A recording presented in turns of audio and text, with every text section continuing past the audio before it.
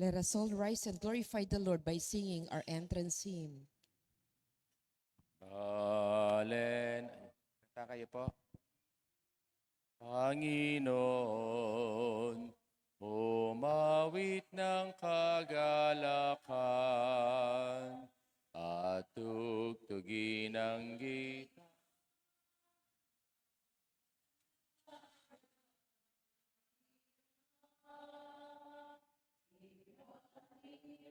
Ang trumpeta. In the name of the Father, and of the Son, and of the Holy Spirit. Amen. The grace of our Lord Jesus Christ, and the love of God, and the fellowship of the Holy Spirit be with you all. And with your spirit, Gathering together in this Eucharistic banquet, let us now call to mind our sins and ask the Lord for His pardon and for His strength.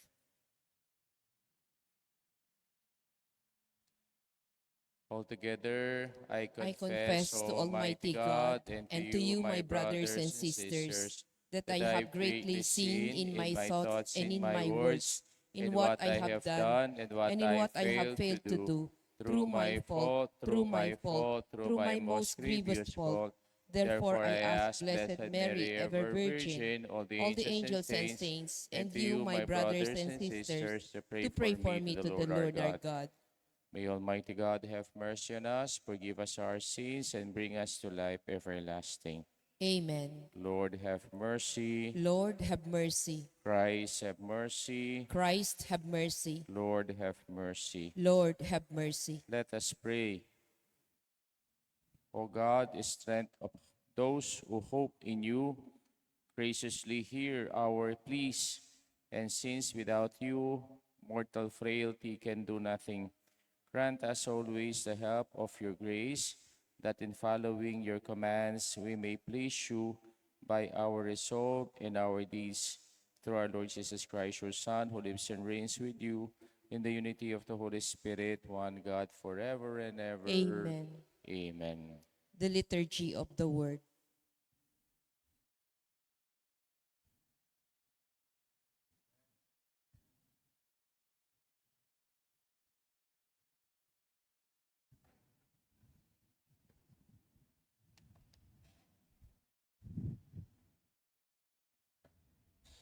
A reading from the letter of St. Paul to the Corinthians. Brothers and sisters, as your fellow workers, we appeal to you not to receive the grace of God in vain. For he says, in an acceptable time I heard you, and on the day of salvation I help you. Behold, now is a very acceptable time.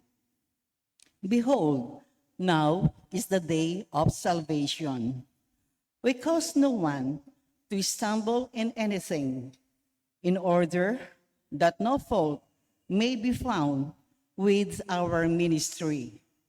On the contrary, in everything we commend ourselves as ministers of God through much endurance in afflictions, hardships, constraints, beating, imprisonment, riots, labors, vigils, fast, by purity, knowledge, patience, kindness, in the Holy Spirit, in unfeigned love, in truthful speech, in the power of God, with weapons of righteousness at the right and at the left, through glory and dishonor, insult and praise.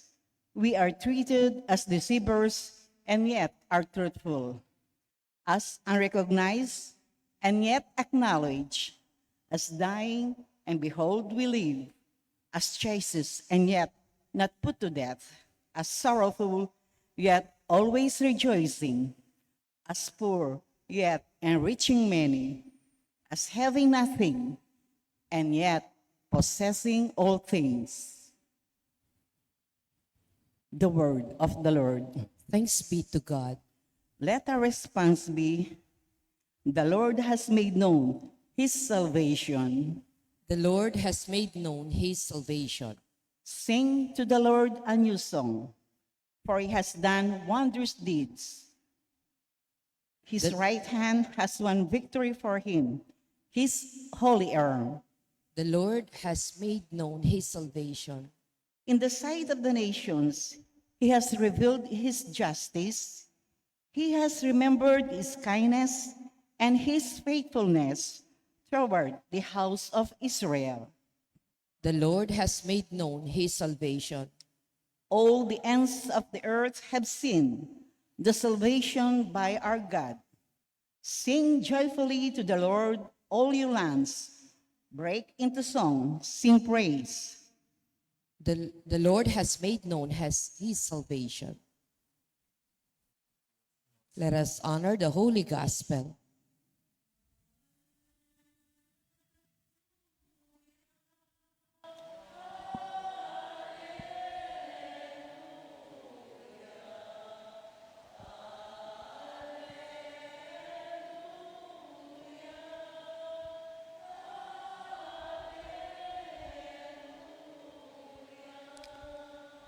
A lamp to my feet is your word, a light to my path.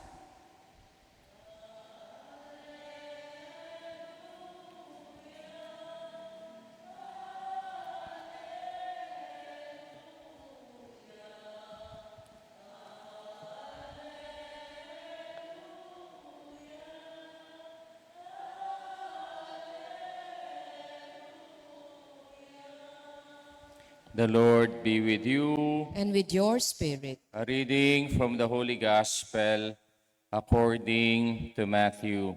Glory to you, O Lord. Jesus said to his disciples, "You have heard that it was said, an eye for an eye and a tooth for a tooth. But I say to you, offer no resistance to one who is evil. When someone strikes you on your right cheek, turn the other one to him as well. If anyone wants to go to law with you, offer your tunic and him your cloak as well. Should anyone press you into service for a 1 mile, go with him for 2 miles. Give to the one who asks of you, and do not turn your back on one who wants to borrow." The Gospel of our salvation. Praise to you, Lord Jesus Christ. So, magandang umaga po. Magandang umaga Good po, morning Amo. sa inyo po lahat. Okay, ito po yung ating bagong oras sa ating liturgical activity sa ating simbahan dito sa Holy Cross. At napakaganda ng ating gospel ngayon. Meron tayong kasabihan, lintik lang ang walang ganti. Natural daw sa tao ang gumanti. Katulad ng animal kingdom, no? Yung mga hayop sa gubat, natural sa kanila na sila ay gumanti to preserve themselves, no, from their enemies. Kaya po, pag nasaktan ang isang hayop, ano ba ang kanyang unang ginagawa? Siya ay gaganti. Pero hayop ba tayo? Animal ba tayo? No? Kaya po, hindi tayo mga hayop, kundi tayo ay mga tao. Kung siguro nanonood po kayo ng news ngayon, hindi ba ang Israel ginera ang Iran? Ngayon, ang Iran ay ginera ang Israel. Ngayon, ang Pakistan, siya'y nagsalita. Kung daw makikialam ang US, ang France, o ibang bansa, sila daw ang gaganti. Kakatakot, no? Sana pagdasal natin, hindi ma-escalate itong gerang ito, the war between Israel and Iran. Kasi mayroon nang pumapasok na ibang bansa para gumanti sa Iran at para may gumanti sa Israel. Pero sa gospel natin ngayon, our Lord Jesus Christ is telling us, no, about the law of retaliation. Kasi before, mayroon po silang ganitong batas. An eye for an eye, a tooth for a tooth. Kung ano ang iyong inutang, siya rin ang kabayaran.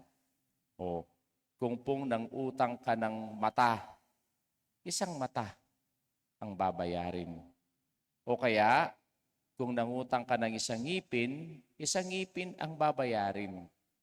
Kasi noon, pag ikaw ay inalis ang mata, dapat ang bayad isang mata, isang ilong, at isang tenga.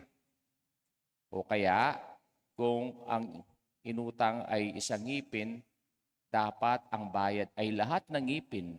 Pero sabi ng law of retaliation, hindi ganon. Kung ano lang inutang, siya lang ang babayaran. Pero ang Panginoon, hindi ganon. Hindi law of retaliation, kundi law on love. Bakit?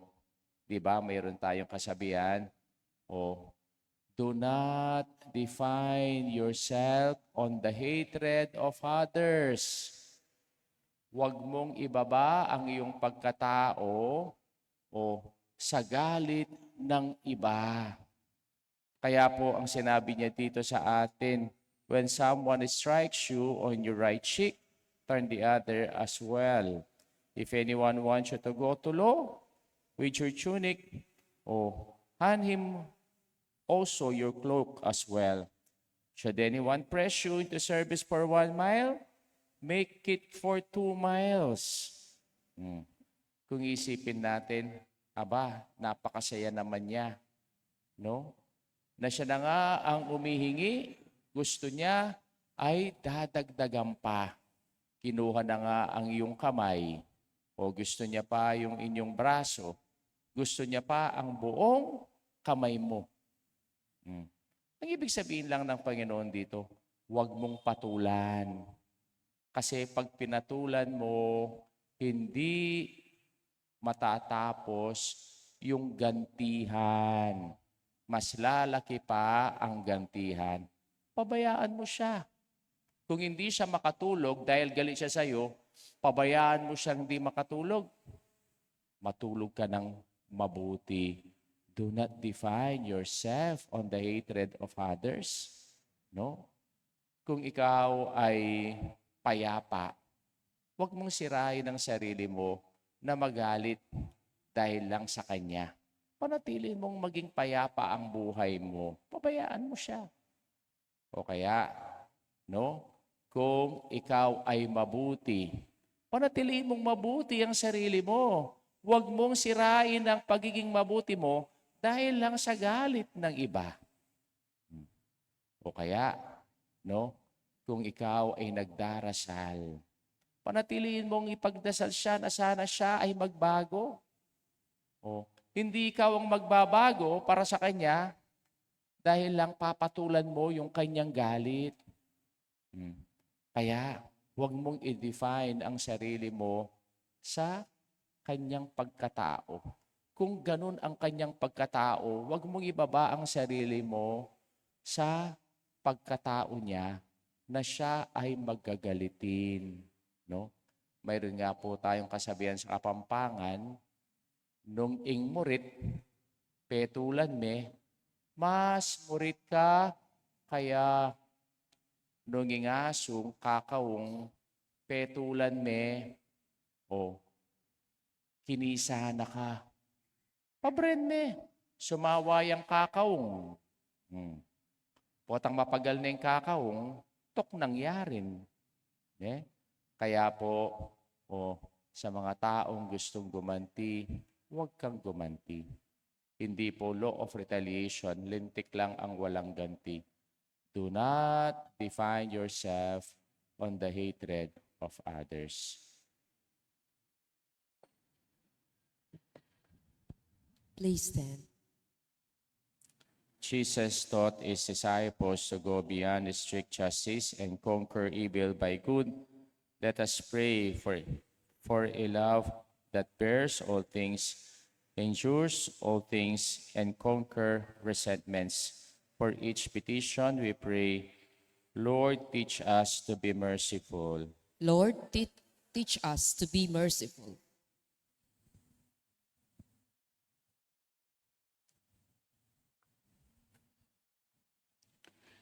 May we repay evil with good, so that we will reap burning coals upon the head of our enemies, leading them to remorse. We pray, Lord, teach us to be merciful. may we refrain from judgment and condemnation, know how to accept the good in every person, and spare him any suffering due to our partial judgment and presumption. We pray, Lord, teach us to be merciful. may we be generous with others, knowing that God showers his goodness upon us. With immense generosity, we pray, Lord, teach us to be merciful. may we put a stop to the cycle of violence and hate by starting on the path of reconciliation, even if we are the aggrieved party. We pray, Lord, teach us to be merciful. may those who have been generous and merciful to us in their lifetime attain blessedness in heaven. We pray. Lord, teach us to be merciful. Now let's pray for our own intentions and that of our community. We pray, Lord, teach us to be merciful.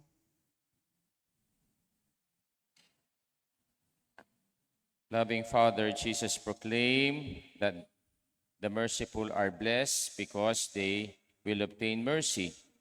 In life, where there is much resentment and call for punishment, help us dedicate ourselves to being merciful with others. This we ask through Christ our Lord. Amen. Amen. The Liturgy of the Eucharist.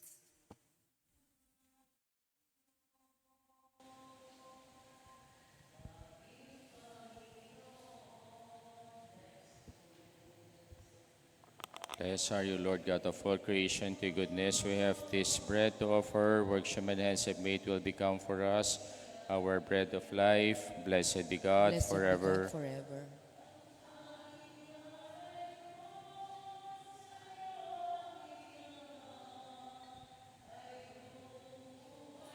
Blessed are you, Lord God of all creation. To your goodness we have this wine to offer. Fruit of the vine, works human hands have made, will become for us our spiritual drink.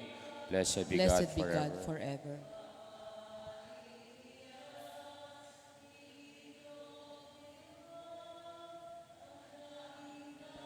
Panginoon, O Diyos, ay tanggapin ang anging alay ko sa'yo ay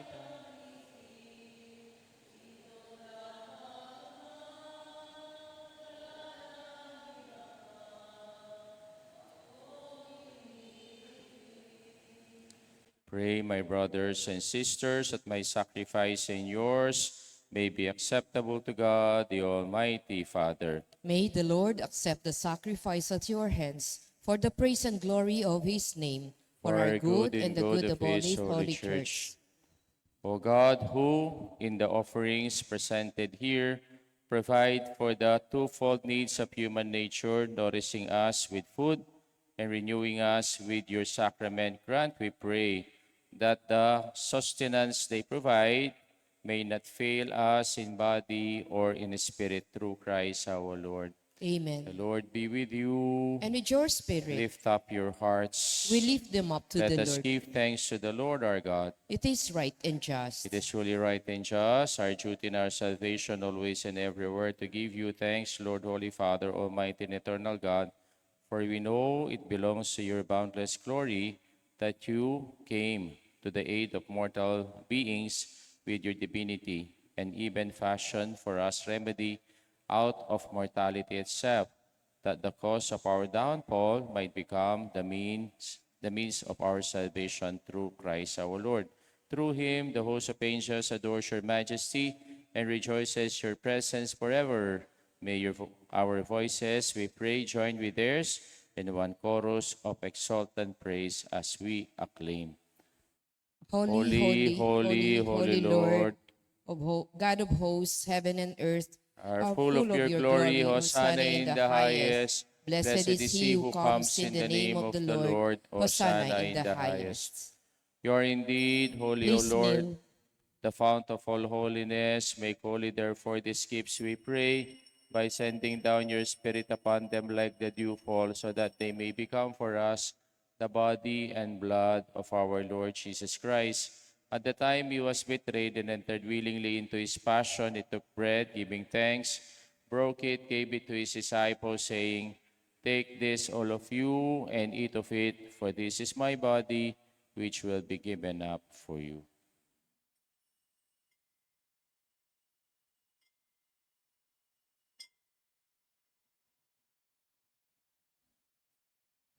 In a similar way, when supper was ended, he took the chalice, and once more giving thanks, he gave it to his disciples, saying, "Take this, all of you, and drink from it.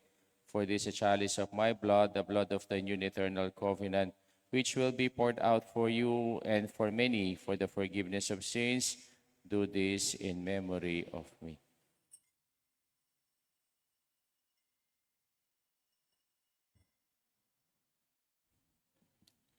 Please stand. The mystery of faith. When we eat this bread and drink this cup, we proclaim your death, O Lord, until you come again. Therefore, as we celebrate the memorial of his death and resurrection, we offer you, Lord, the bread of life and the chalice of salvation, giving thanks that you have held us worthy to be in your presence and minister to you. Humbly we pray that partaking of the body and blood of Christ may be gathered into one by the Holy Spirit. Remember, Lord, your church is spread throughout the world and bring her to the fullness of charity, together with Leo, our Pope, Florentino, our Bishop, and all the clergy. Remember also our brothers and sisters who have fallen asleep in the hope of the resurrection, and all who have died in your mercy. We pray for our beloved who gone before us.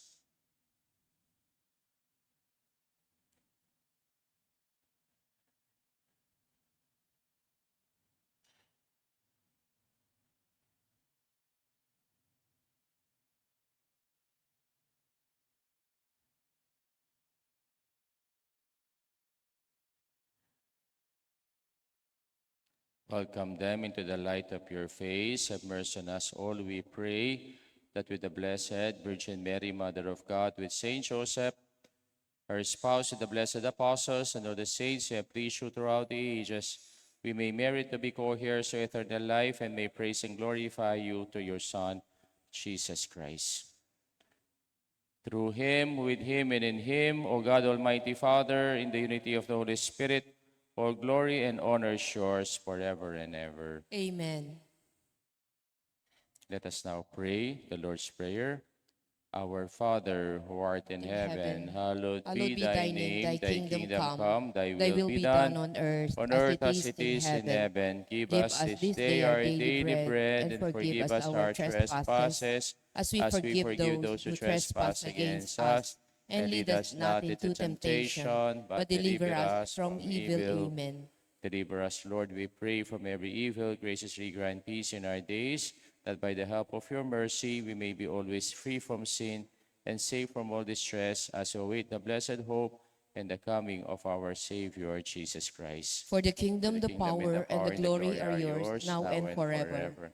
Lord Jesus Christ, who said to your apostles, "Peace I leave you, and peace I give you. Look not on our sins, but on the faith of your church, and graciously grant her peace and unity in accordance with your will, who live and reign forever and ever." Amen. The peace of the Lord be with you always. And with your spirit, Let us now offer each other the sign of peace. Kapayapaan po kaya kayongan. Peace to everyone.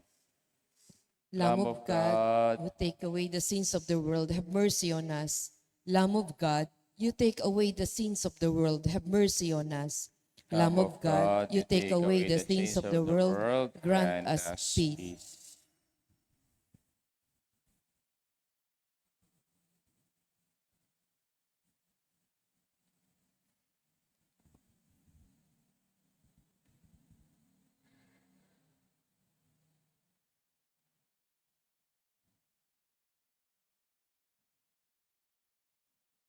Behold the Lamb of God. Behold him who takes away the sins of the world.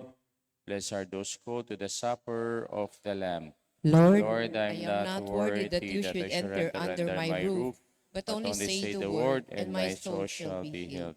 With the body and blood of our Lord Jesus Christ, keep us safe for eternal life. Amen. Amen.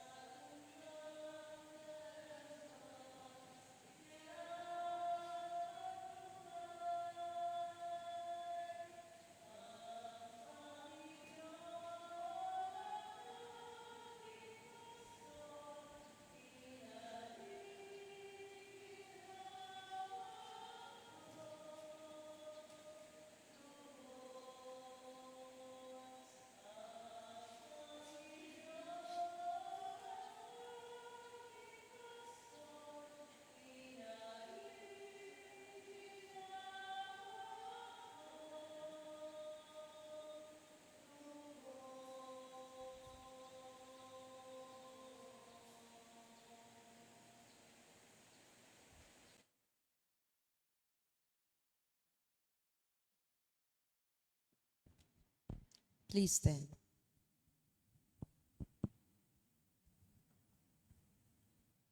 Let us pray.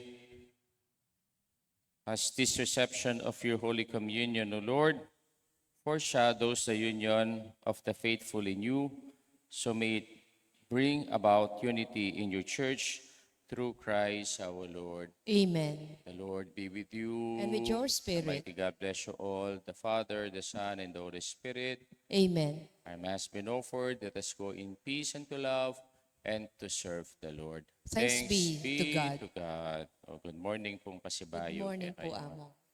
Bukas po 6:30 a.m. pa rin po yung misa tamo.